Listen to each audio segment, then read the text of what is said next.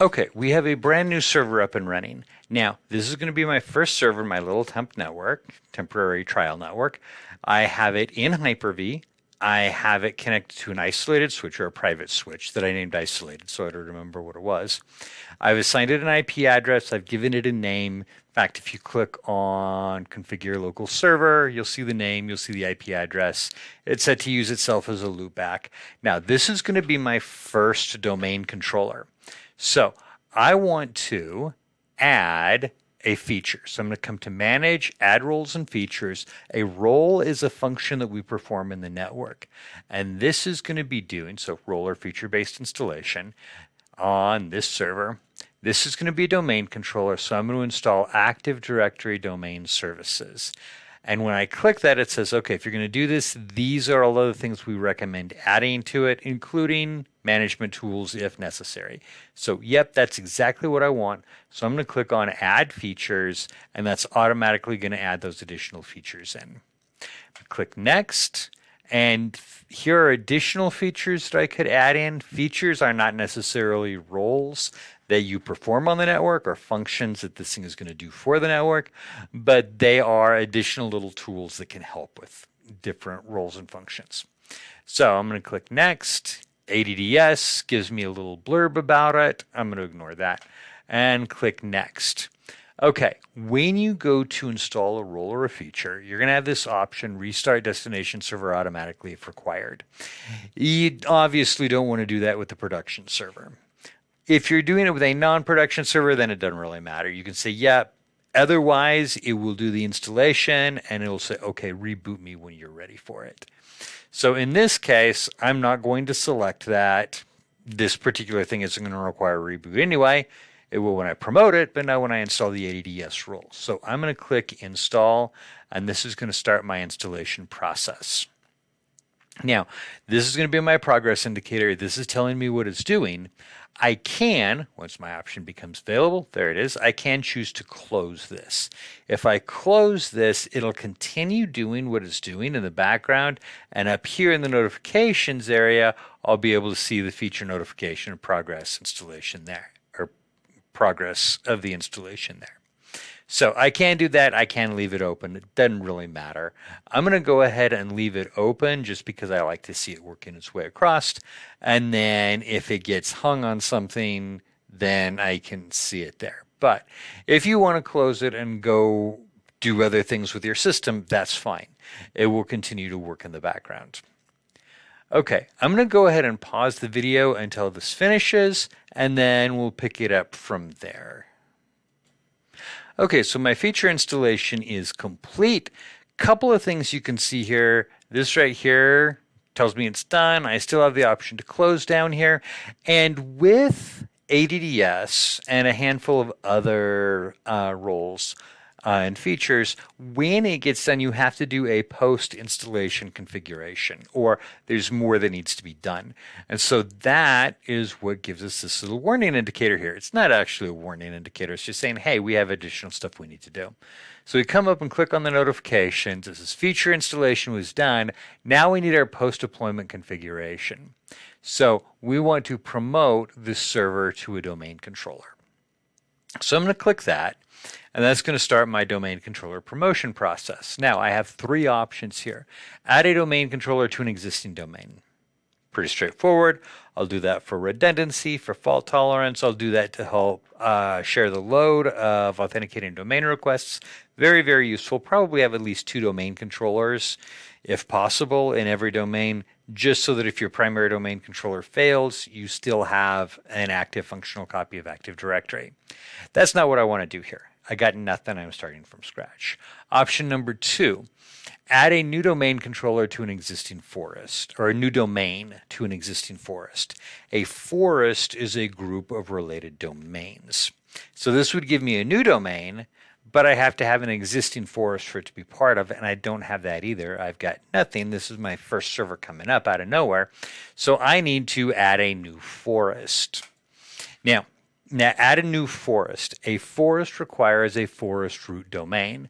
So that's what this is about. What is this root domain name? And this is where I'm going to set the domain name that I'm going to use for my network. And then I could create later on additional domains as part of this forest if I wanted to. You don't really see the forest that much. You see the domains typically. The forest is kind of in the background. So this add a new forest sometimes is a little bit confusing. So I'm going to call this demo.local as my domain. And I'm happy with that, so I'm going to click next. Now, what do we want our forest and domain function levels to be? Since we are doing something brand new, it's going to default to 2016, which was the last time a change was made to the forest and domain function levels. If you have an older network that was done with a previous, so let's say server 2008 or something like that, you even go back to 2003, it's going to have a lower forest and domain function level. What I need to think about here, since I'm building something new, we can talk about the other stuff later on if you want to. Because I'm building something new, I need to think what is going to be the oldest domain controller, not server. It's going to be the oldest domain controller in my domain. So if I have a 2008 machine, server 2008, that I want to be a domain controller, then I need to set this down to something that will accommodate that. In this case, anything I build is going to be newer. It's going to be 2016 or later, not going to be a problem. Do I want this domain controller to be a domain name server? Active Directory heavily relies on DNS. So I have to have a DNS server in order for Active Directory to function. So the question is, do I want this to be a DNS server? And actually that really simplifies my life if I do, because this promotion process will automatically install DNS and then configure it and put in what Active Directory needs immediately. You can point it to another DNS server if that DNS server, it can be Active Directory, if that zone can be Active Directory integrated. So starting from scratch, yes, I want it to be a DNS server. Global catalog server, grayed out. I cannot unselect it. It has to be the first domain controller, has to be a global catalog server. And then read-only domain controller, RODC, it cannot be. So that's also grayed out. When you do subsequent, you add another domain controller to this domain, those are going to be options for you. But for our first one, not really. So we're going to do another password, and this is only for Active Directory restore mode. So this is if Active Directory is screwed up beyond all recognition and we have to boot, the server cannot boot, we can't get any authentication, we can boot into Active Directory services restore mode. And this is where that password would take effect. So this is one of those you hope never to use, like, fire insurance. You never, ever want to use it. But you got to make sure you have it just in case. So write it down, keep it secret, keep it safe, treat it like Frodo had to treat the ring for a while. Keep it secret, keep it safe, and hopefully you won't have to use it. If you do, it probably means you're on a telephone call with Microsoft support trying to work through how to recover your Active Directory database. All right, I'm going to click Next. A delegation for the DNS server cannot be created. Yep, this is a warning. It's saying we can't do that. It's because it's using itself as a DNS server and it hasn't installed the DNS role yet. That's fine. Don't worry about that. Warnings do not stop you. They are notifications, but they do not stop you. So I'm going to click Next. It's going to check and see if there is any other NetBIOS devices out there, and it's going to come up with a NetBIOS domain name, which basically is going to be 8 characters long and chop off the rest and not include anything after the dot. So the NetBIOS name is just going to be demo, even though the full domain name is demo.local. So we just needed to let it go find that. Click Next. Where do we want to install? This is going to be the next question that comes up here. Paths. Where do we want to put the database folder, the syslog folder, the log files folder? The default is to put them all on the C drive because I put all of my, because I have a single drive and I put it all in one volume. Yeah, that's where it's going to go. Depending on the size of your network, if you've got multiple drives, it might not be a bad idea to move some of these things to other drives. You're going to get a performance boost out of that just because you have multiple heads reading data. So that could be beneficial. It could also, if you've got a really large database and you did partition some space out on your hard drives, then you might want to move it to a different location so it doesn't fill up your boot drive. So next, and then review options. Yep, I'm good with all of that. I can actually, right here, if I want to, I can view the PowerShell script that is going to create this. And this is useful if this is something I'm going to do on a regular basis. I can just take and run that PowerShell script and speed this without having to answer all of those questions. So speed this process up. I'm going to click next. It's going to check prerequisites. It's going to come up with a couple of warning indicators. Neither one of which, by the way, are going to stop us. Again, errors stop us, warnings don't. So there's a default setting here. Can't find anything in the DNS server, can't create the delegation. We already saw that. I'm good with that. Prerequisites completed. Everything passed successfully. So let's click install. And this is actually going to start our installation process. Now, when this is done, this will require a reboot. Non-optional. It is just going to do it for you. So it will reboot your system. When you come back up, all of your local accounts will not exist. Whichever local account you use to sign into this now becomes your domain administrator account. So, not an issue when it comes to domain controllers, but for member servers, they will actually maintain their local user accounts, and that can sometimes be a problem, especially since you're going to have a local user administrator and a domain level administrator account.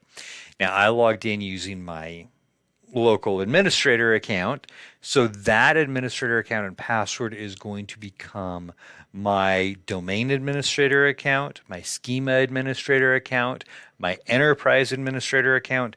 Basically, that account has all power in the domain. Typically, that's not one you're going to want to use very often.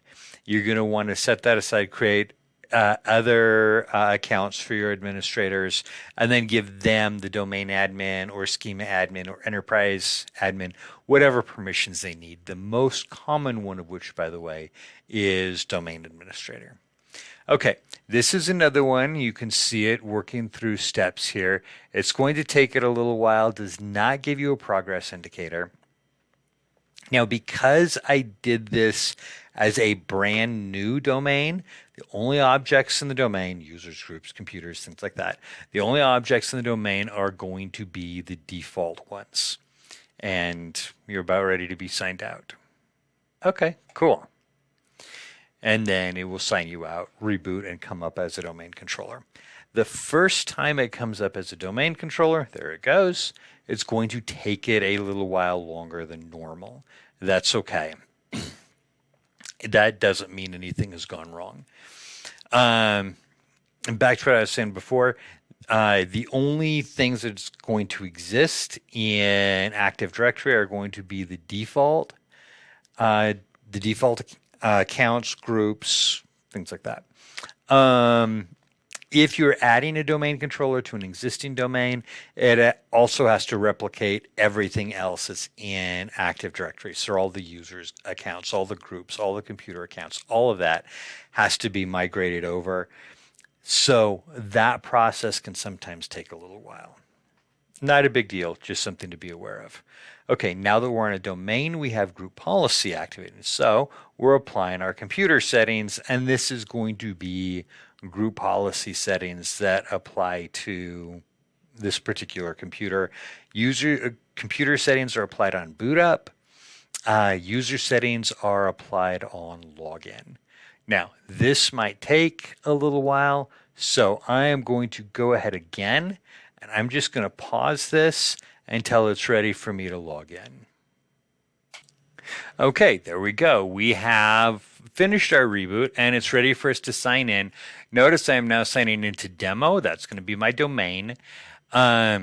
Previously, I was signing into the computer account, which was demo server. So, same username and password that we used when we installed Active Directory. Had to stop for a minute and think about what password I used. And we log in. Okay, at this point, Active Directory is up and running on our system. Now, as Server Manager loads, there's a couple of things I'm going to point out to you. Once it finishes loading, right here you can see progress indicator. It's reading data from all the servers it's managing. By default, it's only managing one itself. As you add more computers into the network, more servers into the network, you can configure Server Manager to manage multiple servers by going to Manage and Add Servers. And then if you get enough, you can configure server groups. Now, a couple of things that I want you to see here. Should have pointed this out earlier, but before we did the upgrade, we had file and storage services, local server, and all servers. Now we also have ADDS for our domain servers and DNS. So 2 new server groups have been added. Over here, you're going to see that added as well. If I go to Tools, where all of my management tools are going to be located, you can also see that we now have this block of, well, actually this block, because ADSI added as part of it, this block of management tools that are specific to Active Directory and one that's specific to DNS. Okay, there we go. Our server is up and running. I know we just walked through the initial installation. If you want to explore more about DNS and Active Directory, there are additional videos on this channel that can help you do so.